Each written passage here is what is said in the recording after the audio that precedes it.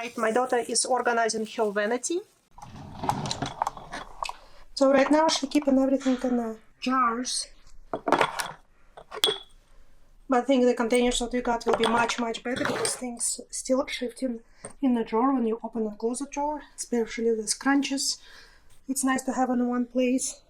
She's trying to keep organized, but it's very difficult to do this. She asked me to order her organizing containers, so we decided to go with these guys because they have small containers where she can put her hairpins, and she want to clear,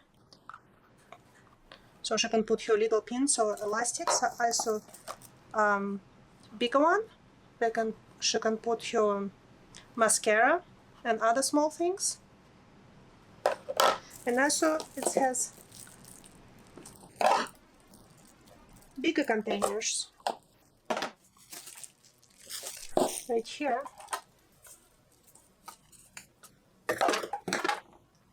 Where she can put her eyeshadow palettes or something bigger. Yeah, very nice. And you can arrange them as a Lego as you want. How it's working for you. Just nice. And before you put them in place, don't forget to put those little rubber feet. They go in right here in those little recessed circles, so your containers won't slide.